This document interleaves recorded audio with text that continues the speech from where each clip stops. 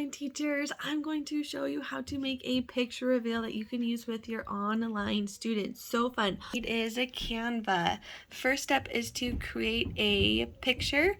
Just right here in Canva, create how anything, whatever you want. And then we're going to go over to elements and we need to add a table.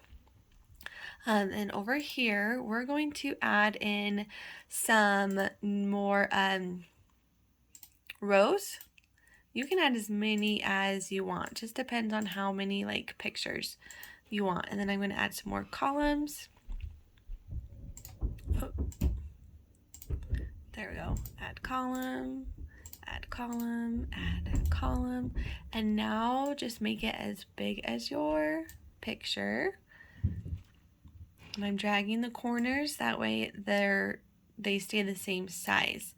Now the last step we need is to color this. You can make it whatever color you want.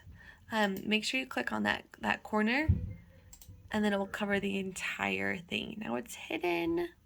Now to undo, you're gonna just click on that square and then the color pops up and I just click that transparent. And then it reveals it.